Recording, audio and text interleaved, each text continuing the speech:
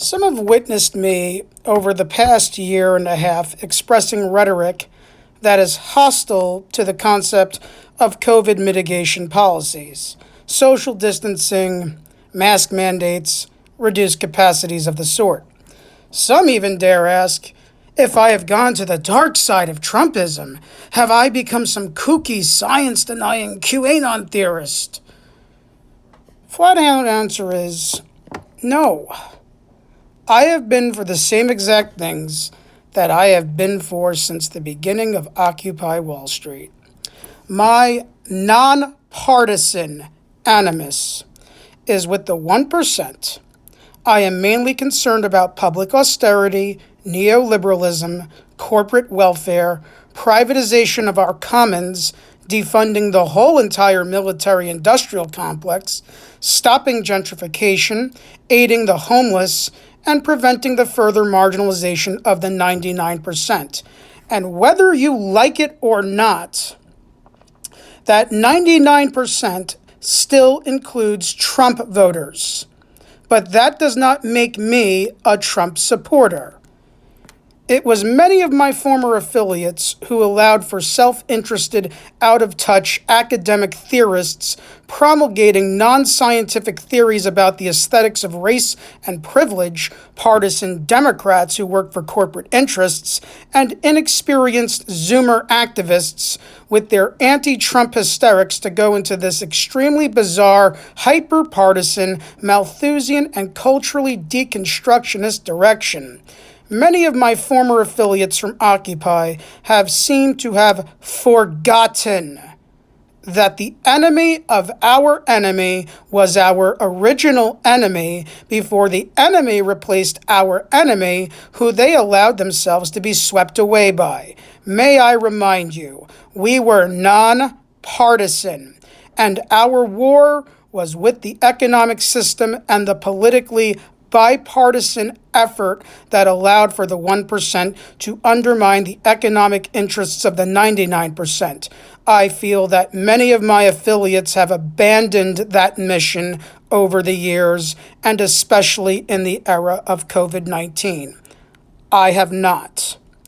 While many of my former affiliates were going along with Aaron Black's Occupy Democrats' liberal attack bots, believing that everything that the 1% owned mainstream media told them, screaming at people to wear masks, and screaming at people for being selfish, wanting to reopen things, and calling every single Trump supporter a Nazi, not to mention burning down small businesses, in some cases black-owned businesses, in the name of racial justice. They have looked past the fact that 200,000 small businesses were permanently shut down, 40 million people were thrown out of work, and almost $1 trillion in taxpayer-funded capital was used to bail out corporate America again. Remember that saying? The banks got bailed out, we got sold out? Well, we got sold out doubly this time. They have looked past the fact that 1% people like Bill Gates have purchased thousands of acres of farmland. They have looked past the fact that Mark Zuckerberg continues to privatize the island of Kauai. All they can do is focus on shaming lower to middle income Caucasians and non-ideological BIPOCs, many who lost their careers and homes for being the beneficiaries of privilege. Such accusations were even levied at me. Let me tell you something. It was such a privilege to lose my career that I spent 20,000 hours of my non-paid time to get better at because it was deemed as non-essential. It was such a privilege to be squeezed out of my living arrangements, to be pushed back into the basement of my childhood home at age 33. It was such a privilege to have had to stretch $500 with no income over 3 months and make decisions about whether I should wash my clothes or feed myself with ramen noodles. It was such a privilege to be reduced to the serfdom of big retail because nothing else was available.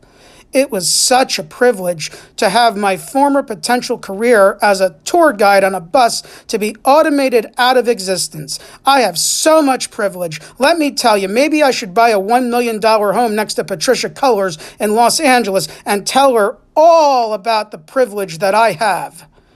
And then some of my former affiliates have had the nerve to condescend to me.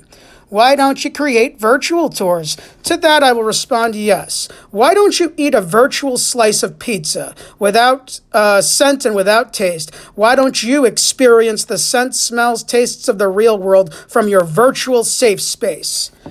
Why don't you find a better job? I never asked for another one. I found a job that was literally perfect for me, and your efforts rendered that irrelevant. But I'm not supposed to be angry about that? Here is my question. Why don't you help me get my old career back by boycotting and speaking out against tour bus companies that don't hire live tour guides?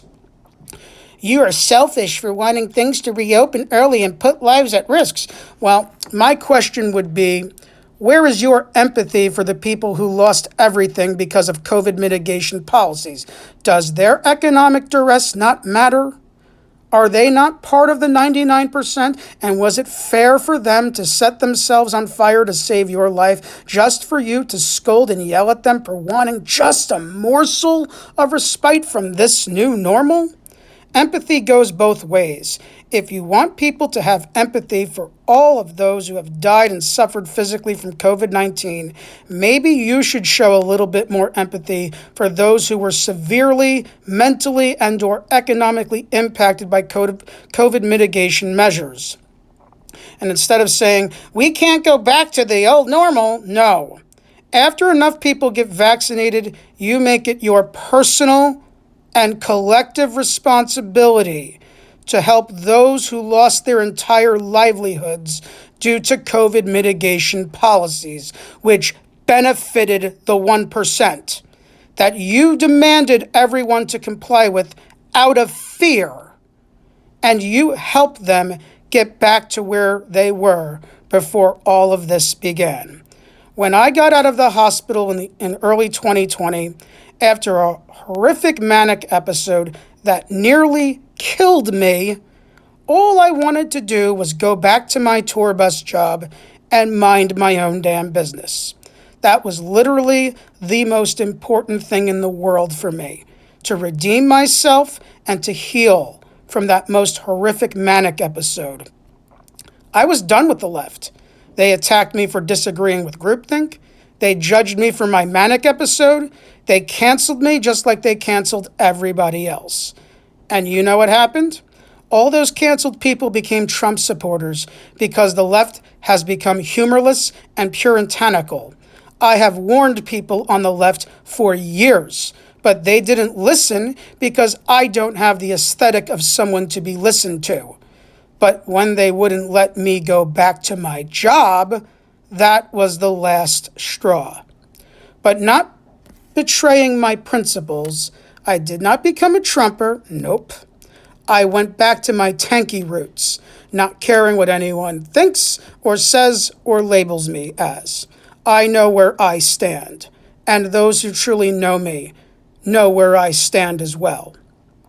As I apprehend it, the 99% is at war with the 99%, while the 1%, bankrolling both fascist and anti-fascist organizations, gets away with murder, and this needs to stop. And my former affiliates from Occupy need to stop letting themselves be used as tools of this deliberately designed division. Everything. Every avenue of life has become politicized. We are isolated. We are separated. Nobody smiles at anyone anymore because everybody wears masks. And while it may be necessary, that is a nasty side effect. Major philosophical disagreements happen over microaggressions. Look at how thin-skinned and sensitive you have become. Words apparently matter more than a person's actions.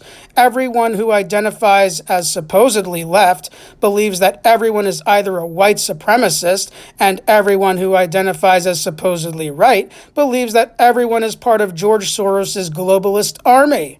There are more homeless people on the streets than there were 10 years ago. Life has become more expensive for everyone. Look at the world you are creating for your children, and look at the world that you have created for many of our friends who lost their will to live in it. Just like how I went back to my roots, some of you need to cut down some of those wild branches and go back to your roots. The 99% is suffering, and they need their nonpartisan advocates to say enough is enough. More so now than they did 10 years ago. Do not let the opportunists and partisans divide you. And do not let the fear of COVID distract you from your mission of fighting for a better world. But this is not it. Wake up.